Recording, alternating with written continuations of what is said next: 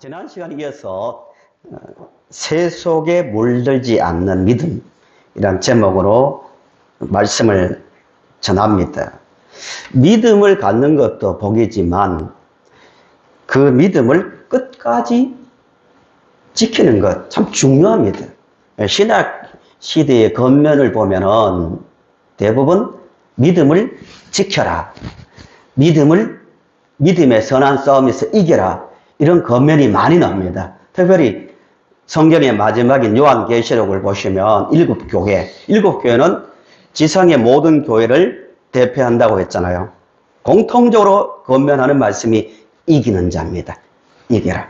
가진 믿음을 끝까지 지켜라는 그 권면이죠. 우리 성도님들도 주님 오실 때까지 끝까지 믿음이 새 속에 물들지도 않고 세상과의 싸움에서 넘어지지 않고 승리하는 그런 성도님들이 다 되시기를 바랍니다. 바로 전 말씀을 잠깐 보시면 다니엘은 10대 후반에 바벨론으로 끌려왔습니다. 바벨론은 모든 정복한 나라의 백성들을 바벨론화 시키기 위해서 엘리트들을 뽑아서 그 사람들을 먼저 교육하는 거죠. 다니엘이 거기에 포함되어서 3년을 특별 교육을 받습니다. 얼마나 강하게 받았을까요? 왕이 직접 명령해서 가르치는 그 교육이니까요. 이름도 바벨론식으로 바꾸었고 심지어 음식도 왕이 먹는 수준의 음식을 제공합니다. 바벨론화 시키기 위해서. 왕이 마시는 포도주를 줍니다. 특권이죠, 특권. 특혜죠. 특별한 대우를 받습니다. 그리고 여러 가지 문화와 또 역사를 교육받았겠죠. 그런데 다니엘은 그 음식과 마시는 포도주를 먹지 않겠다고 다짐합니다. 한 가지 이유입니다. 자기가 그런 것에 취해서 바벨론화 되지 않기 위해서입니다. 바벨론은 다니엘은 총리에까지 오르고 90세까지 바벨론과 페르시아에서 살았지만 끝까지 믿음을 지킵니다. 그 힘이 어디에 있었는가? 여러 이유가 있지만 2장 20절에서 22절을 다시 보세요. 이 믿음이 분명해야 됩니다. 하루를 시작할 때도, 하루 중에 일을 볼 때도, 하루를 마칠 때도 이 고백이 분명하고 구체적으로 나와야 세상과의 싸움에서 이길 수 있습니다. 다니엘이 말하여 이르되 영원부터 영원까지 하나님의 이름을 찬송할 것은 지혜와 능력이 그에게 있음이로다. 그는 때와 계절을 바꾸시며 왕들을 폐하시고 왕들을 세우시며 지혜자에게 지혜를 주시고 총명한 자에게 지식을 주시는도다. 그는 깊고 은밀한 일을 나타내시고 어두운 데에 있는 것을 아시며 또 빛이 그와 함께 있도다 라고 말합니다. 하나님은 일상에서 말입니다. 일상에서. 하나님은 영원하신 분입니다. 하나님은 창조자이십니다. 하나님은 세상을 다스리시는 분입니다. 하나님은 우리의 인도자이십니다. 이 고백이 구체적으로 나올 때 세상에 물들지 않고 또 세상과의 싸움에서 이길 수 있습니다. 지난 시간 이어서요. 다니엘이 새 속에 물들지 않고 끝까지 하나님의 백성으로서 믿음을 지키며 살 수 있었던 힘이 어디에서 났는지 봅니다. 말씀 이해를 위해서 이 본문을 보기 전에 다니엘서 전체 구조를 잠시 공부하겠습니다. 다니엘서는 몇 장까지 했죠? 12장까지 있는데 1장 1절부터 2장 4절까지는 히브리어로 되어 있습니다. 히브리어. 그리고 2장 5절부터 7장까지, 본문이 있는 7장까지는 아람어로 되어 있습니다. 그 당시에 통영어라 할 수 있는 아람어로 되어 있고 8장부터 끝장까지는 또 히브리어로 되어 있습니다. 되어 있는데 학자들은 왜 이렇게 이 두 가지 언어로 썼는지에 대해서는 확실하게 이 목적이다라고 잘 말하지 못하고 있습니다. 그래서 일단 두 가지 언어로 되어 있다는 것만 아시고요. 전반부는 1장부터 6장까지 그리고 후반부는 7장부터 12장까지 되어 있는데요. 전반부는 잘 아시잖아요. 좀 비교적 친근한 내용들입니다. 다니엘과 관련된 몇 가지 이야기인데요. 누부갓네살 이야기, 벨사살, 다리오, 고레스 왕에 대한 이야기 6가지가 전반부의 그 내용입니다. 사자굴에 던져졌는데 살아나고 들어간 데 살아나고 불구덩이에 던져졌는데 살아난 이야기. 참 주일학교 때부터 들을 정도로 극적인 이야기가 많이 나옵니다. 그 후반부는 보실 후반부는 다가올 날에 대한 다니엘이 본 4가지 환상입니다. 환상과 그 환상에 대한 내용인데요.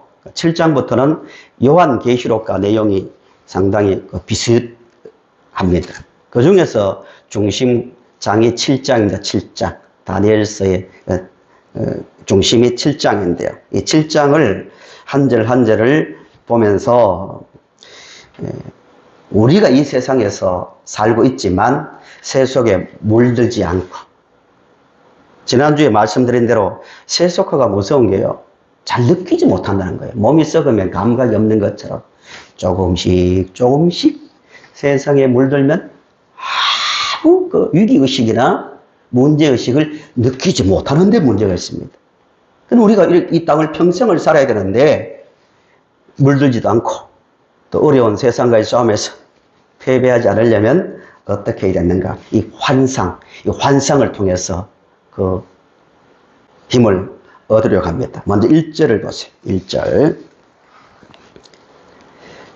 바벨론 벨사살 왕 원년에 다니엘이 그의 침상에서 꿈을 꾸며 머릿속으로 환상을 받고 그 꿈을 기록하며 그 일의 대략을 진술하니라 라고 말하는 것처럼 이 다니엘이 본 환상은 지어낸 이야기도 아니고 뭐 어떤 교훈을 위해서 지어낸 이야기도 아니고 또 심리적 현상으로 종교 심리적 현상으로 잘못 봐서 본 어떤 환상이 아니고 실제로 본 것임을 강조하기 위해서 본다는 말이 계속 납니다. 언제 보았다 계속 본다. 2절, 5절, 6절, 7절, 13절에도 보니 들으니 이 말이 반복되거든요. 실제라는 겁니다. 실제. 다니엘서 7장부터 12장까지 본 4가지 환상은 실제입니다. 요한계시록에도요. 요한계시록을 쭉 읽어보시면 반복되는 단어가 뭐냐 하면은 내가 보니, 내가 들으니 이 말이 반복되어 납니다. 실제, 역사적 사실임을 강조하기 위해서 하는 표현입니다. 그러면 3절부터 14절은 다니엘이 본 환상의 내용입니다. 그 중에서 2절부터 8절은 네 짐승의 환상입니다. 환상 중에 짐승 4마리가 나오는 것을 보았습니다. 간략하게요. 좀 구체적으로 해석하려면 많은 시간이 필요하니까 간략하게 보시면 이 네 짐승은 무엇을 뜻하는가? 네 짐승은 내 나라, 내 왕을 뜻합니다. 목사님, 그 짐승이 어떻게 그 나라고 왕입니까? 라고 질문을 할 수 있잖아요.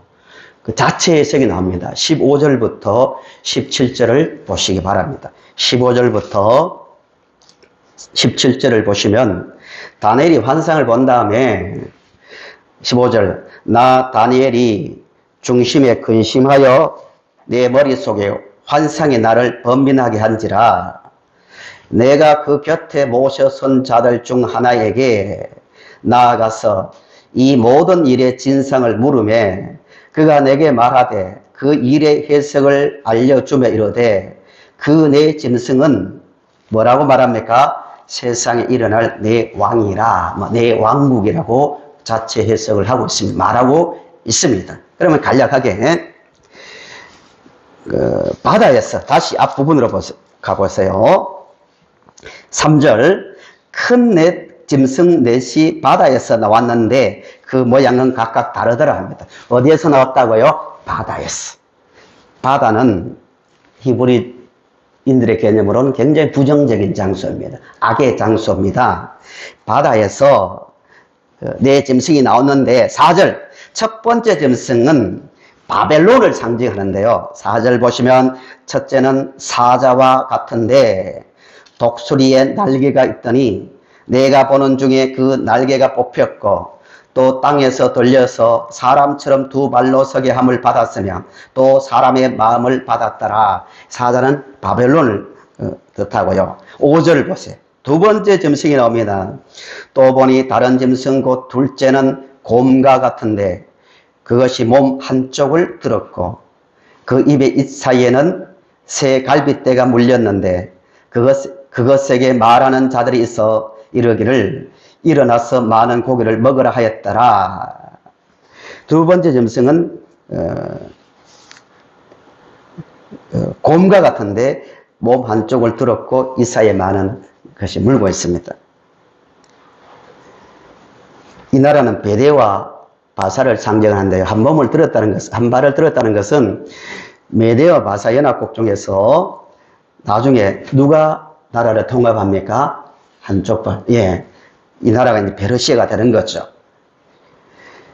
그리고 많은 나라를 통합합니다. 받아들이는 정책을 씁니다. 6절. 세 번째 짐승은 그리스, 알렉산더의 헬라를 뜻한다고 합니다. 많은 설명이 필요하지만 요약합니다. 이게 목적이 아니니까요. 세 번째는 표범 같아요. 굉장히 기동성을 말하죠. 표범 같은데 등에 새의 날개 넷이 있고 머리는 넷이라고 말합니다. 역사적으로 알렉산더는 굉장히 10년 만에 기동성을 가지고 페르시아를 정복하고 인도 서부까지 정복합니다. 죽은 후에 날개 넷이 있다고 말하는데요. 죽은 후에 나라가 4등분이 되죠. 알렉산더가 빨리 죽었잖아요. 4등분 되는데 역사학자들은 이 시대를 디아코노이 뜻 그대로 4등분 되었던 4등분한 어느 나라인지는 설명하지 않습니다. 8장에 구체적으로 나오는데요. 나중에는 남왕, 북왕으로 또 남쪽과 북쪽으로 나누어집니다. 지금 이집트와 또 시리아 쪽으로 나누어집니다. 역사학자는 그렇게 해석합니다. 물론 이건 인간의 해석이니까 뭐 성경 자체까지 근거는 없지만 일반적으로 그렇게 해석합니다. 7절, 8절은 네 번째 짐승은 7절 보시면 내가 밤 환상 가운데 그 다음에 본 넷째 짐승은 무섭고 놀라우며 또 매우 강하며 또 새로 된 큰 이가 있어서 먹고 부서뜨리고 그 나머지를 발로 밟았으며 이 짐승은 전에 모든 짐승과 다르고 또 10뿔이 있더라고 말하는데요. 네 번째 짐승을 로마로 학자들은 봅니다. 중요한 것은 네 짐승이 아니고요. 그 다음에 이어져 나오는 환상입니다. 이게 다니엘서의 중심되는 부분들입니다. 다니엘이 네 짐승 환상 후 다른 환상을 보는데요. 9절, 10절 보세요. 9절, 10절. 내가 보니 왕자가 놓이고 옛적부터 항상 계신 이가 좌정하셨는데 앉으신 이의 모습을 이제 묘사하고 있습니다. 그의 옷은 희기가 눈 같고 그의 머리털은 깨끗한 양의 털 같고 그의 보좌는 불꽃이요 그의 바퀴는 타오르는 불이며 10절 불이 강처럼 흘러 그의 앞에서 나오며 그를 섬기는 자는 천천히요 그 앞에서 모셔 선 자는 만만이며 심판을 베푸는데 책들이 펴 놓였더라라고 말하고 있습니다. 이 땅의 강력한 세력인 이 세상의 모든 나라를 대표하는 거죠. 바벨론과 페르시아와 헬라와 로마를 보여주고 난 다음에 비교도 안 되는 하늘의 강력한 권세를 가진 진짜 왕이신 왕의 모습을 보여주고 있습니다.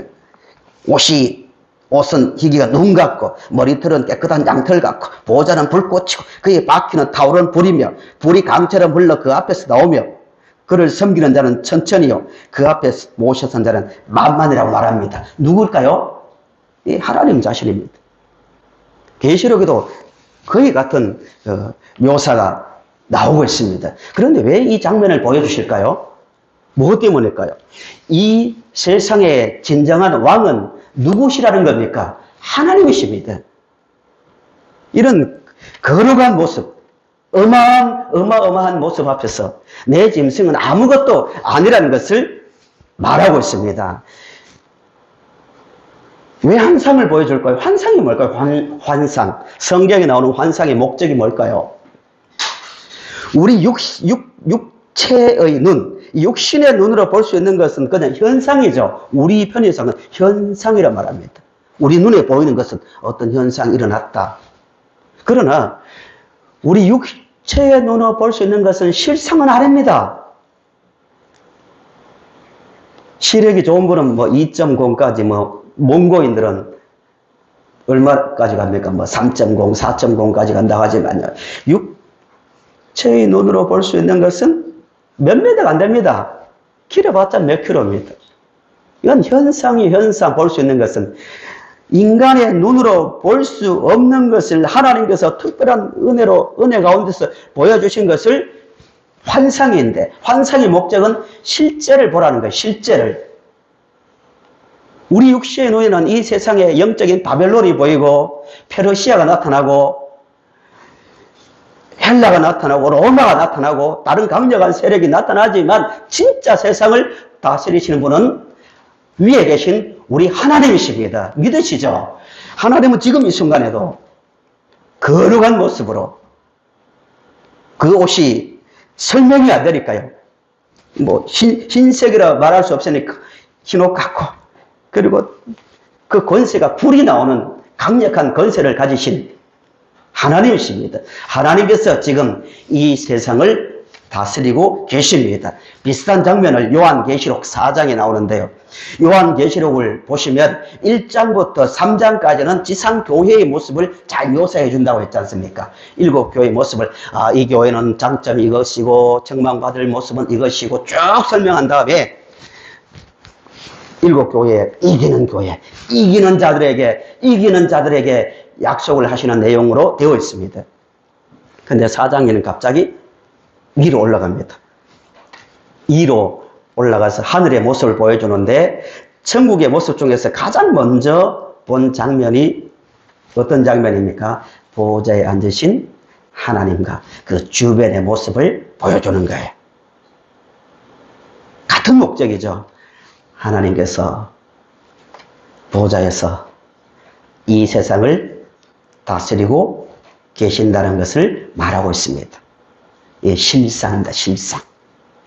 근데 우리는 인간이기 때문에 약하기 때문에 늘 육신의 눈에 보이는 것을 가지고 보이면 있다, 안 보이면 없다로 자꾸 규정하고 살아가면서 낙심하고 혼란에 빠질 때가 있습니다.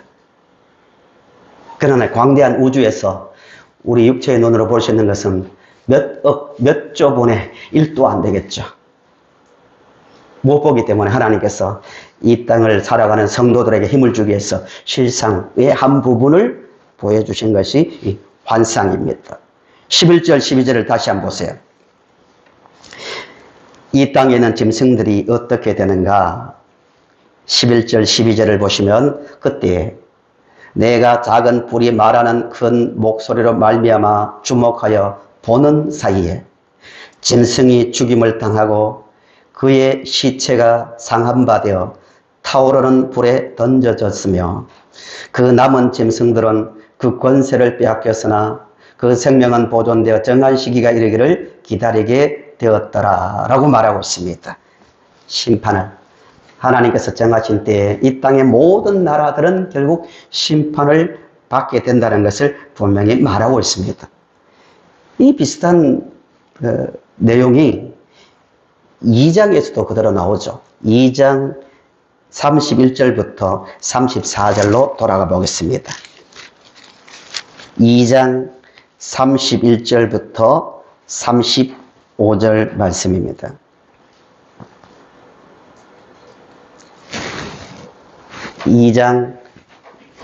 성경을 펼쳐서 찾아보세요. 느부갓네살이 본 금신상에 대한 큰 신상에 대한 환상이죠. 환상에 대한 해석입니다. 31절. 왕이여, 왕이 한 큰 신상을 보셨나이다. 그 신상이 왕의 앞에 섰는데 크고 광채가 매우 찬란하며 그 모양이 심히 두려우니 강하고 화려하다는 거죠. 이 땅의 왕들의 모습들도 나라들도 찬란하고 심히 두렵다고 했고요. 그 우상의 머리는, 그림을 한번 보세요. 그림을 보시면 머리는 순금이요, 가슴과 두 팔은 은이요, 배와 넓적 다리는 노시요, 그 종아리는 쇠요, 그 발에 얼마는 쇠요, 얼마는 진흙이었나이다 라고 해석을 해줍니다. 머리는 바벨론을 타고요, 순서대로입니다. 본문 네 짐승의 환상과 비슷하죠. 그 다음에 나오는 것은 메데아 바사고 헬라 로마 이렇게 이어집니다. 결국 이 나라들도 어떻게 되는가? 그 다음 구절을 계속 보세요. 34절 35절을 보시면 또 왕이 보신즉 손대지 아니한 돌, 중요한 내용이죠. 손대지 아니한 돌이 나와서 신상의 쇠와 진흙에 발을 쳐서 부서뜨리며 그때 쇠와 진흙과 녹과 은과 금이 다 부서져 여름 타작 마당의 겨같이 되어 바람에 불려 간 곳이 없었고 우상을 친 돌은 태산을 이루어 온 세계에 가득하였나이다 라고 다니엘이 해석을 하고 있습니다. 이 손대지 아니한 돌은 누구를 상징한다고요? 예수 그리스도입니다. 하나님께서 예수님을 통해 무너지지 않는 영원한 나라를 세우신다는 그 환상이 금신상의 환상입니다. 예수님께서요, 신약시대에 예수님께서 내란 선동죄로 잡혀서 빌라도에게 신문을 받을 때 하신 말씀이에요. 유대인들이 로마가 가장 신경을 쓰는 것이 내란 선동입니다. 그것만 안 하면 되거든요.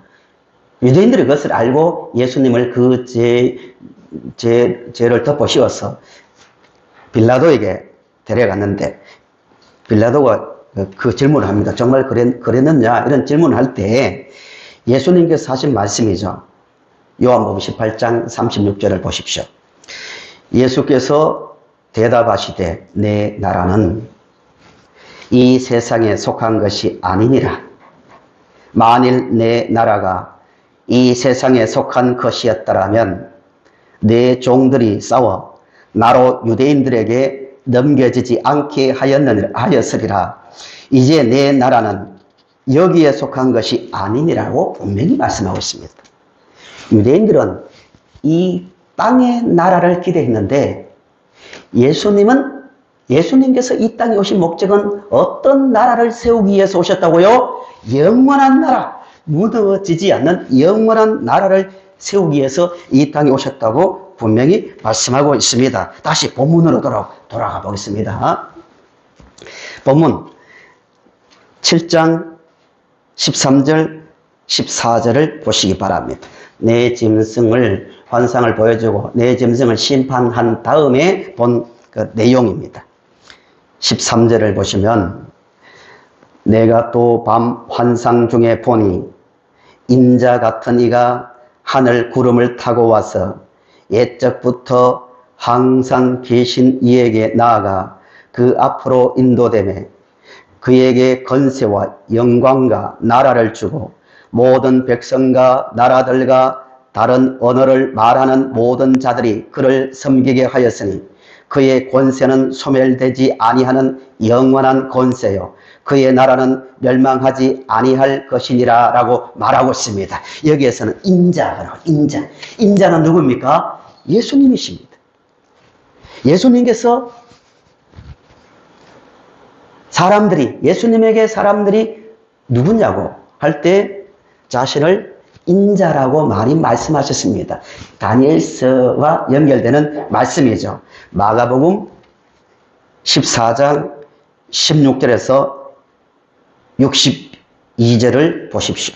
마가복음 14장 61절에서 62절입니다. 오늘 성경 말씀을 많이 찾는데요. 환상이기 때문에 환상을 잘못 해석할까봐 거기에 근거가 되는 말씀을 찾기 위해서 많이 봅니다. 잘 따라오시기 바랍니다. 이 내용은 대제사장에게 신문을 받는 내용이에요. 복음서를 보실 때 우리가 주목해서 보셔야 될 부분이 뭐냐면은 복음서를 기록한 목적이 뭐라고 했습니까? 예수님은 하나님이 보내신 우리의 구원자라는 것을 증명하기 위해서 했잖아요. 중요할 때마다 그랬도다, 그랬냐 하고 이런 대화가 나오는데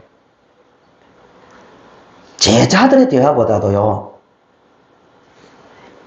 예수를 믿지 않는 자들과의 대화를 아주 세밀하게 상세하게 기록하고 있습니다. 왜 그럴까요? 그 말은 꾸며낸 이야기가 아니다는 것을 말하기 위해서입니다. 가장 권위 있는, 예수님이 그런 말씀을 하셨다는데 가장 권위 있는 말이 누구의 말일까요? 총독 빌라도와 대제사장입니다. 예수를 믿지 않는 사람들이잖아요. 그 사람들과 대화를 세밀하게 기록했는데 그 중에 하나가 마가복음 14장 61절에서 62절입니다. 읽어보겠습니다.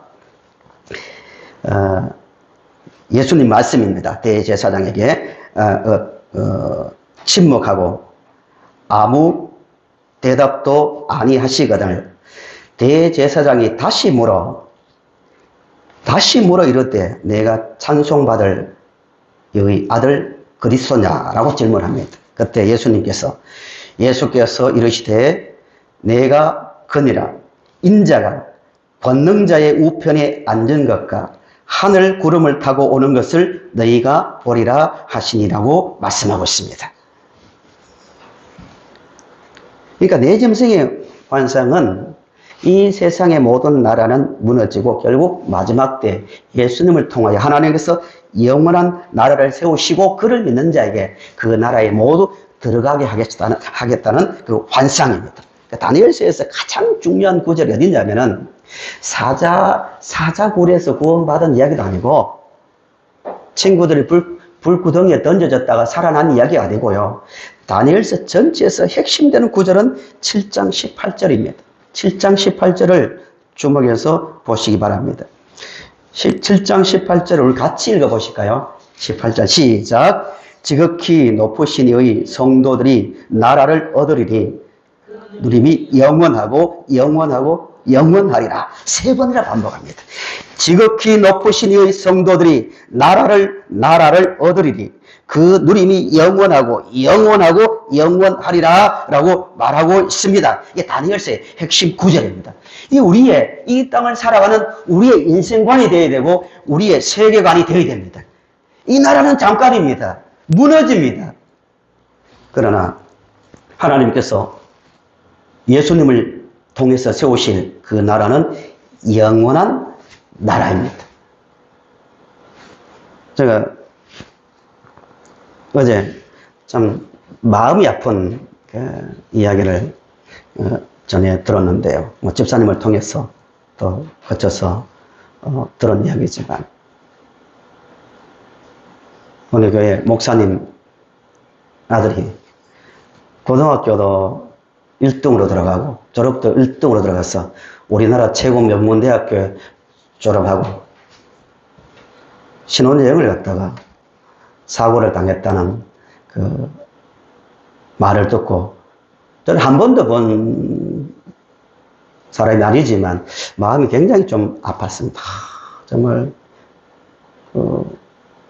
왜 그런 일이 일어났을까 하고 마음이 아팠는데요. 그러면서 이 말씀을 보면서 위로를 받았는데요.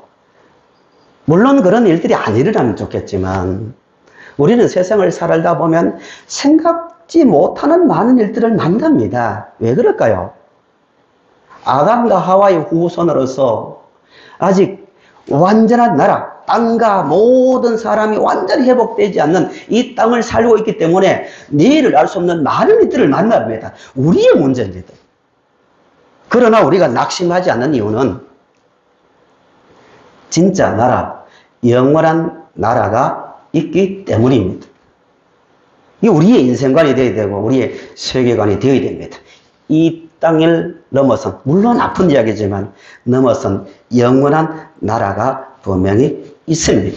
이미 우리에게 그 나라를 하나님께서 주셨습니다. 우리가 바라볼 나라는 이 땅이 아니라 저 하나님의 나라입니다. 다시 말씀드립니다. 하나님께서 왜 다니엘을 통해서 우리에게 이 환상을 구체적으로 보여주시고 기록해서 우리에게 주셨을까요? 우리의 눈으로 보는 세상은 정말 전보다 작고 잠시입니다. 우리의 눈으로 보는 것은 소위 말하는 그냥 현상이고 진짜 실상은 볼 수 없는 참된 그 실상, 그 환상이죠. 나라가 있다는 것을 말하기 위해서입니다. 말씀의 결론입니다. 이렇게 우리에게 완전한 승리를 약속하셨지만 문제가 하나 있습니다. 우리가 반드시 극복해야 될 문제가 25절입니다. 25절 보세요. 7장 25절을 보시면 이렇게 말합니다. 그가 장차 지극히 높으신 이를 말로 대적하며 또 지극히 높으신 이의 성도를 괴롭게 할 것이며 그는 악의 세력입니다. 그가 또 때와 법을 고치고자 할 것이며 성도들은 그의 손에 붙임받아 한 때와 두 때와 반 때를 지나리라. 그러나 심판이 시작되면 그는 권세를 빼앗기고 완전히 멸망할 것이라고 말합니다. 그러니까 우리는 분명한 우리에게 승리의 약속을 하셨지만 분명히 보여주셨지만 우리는 이 땅 한 때, 두 때, 반 때 여기에 대한 해석은 여러 해석이 있지만요. 분명한 것은 성도들이 이 땅에서 일정한 기간 동안 살아가면서 당해야 될 고난을 말합니다. 그 때를 통과해야 합니다. 그러나 그 다음 9절에 있는 말씀대로 반드시 악의 세력은 심판을 당하고 이 땅의 고난은 끝나고 그 때를 넘어서면 영원한 나라에 들어가 우리가 살게 된다는 것입니다. 우리는 그 사이에 있습니다. 그게 이제 우리의 현실이죠. 분명히 환상을 보면 너무너무 좋아요. 성경의 약속을 보면 너무너무 좋지 않습니까? 천국에서 살아가는 그 모습 생각만 해도 좋지만 문제는 이거예요.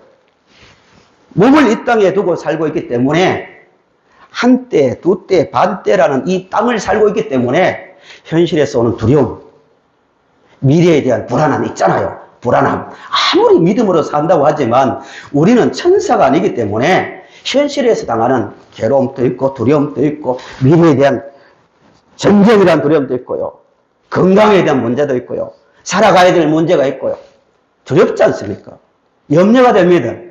그럼에도 불구하고 그 사이에서 우리가 살지만 이 약속의 말씀 또 환상을 보면서 한 걸음 한 걸음 우리는 이 세상의 힘에 굴복도 하지 말고 또 적당하게 타협하면서 세상에 물들지 말아야 됩니다.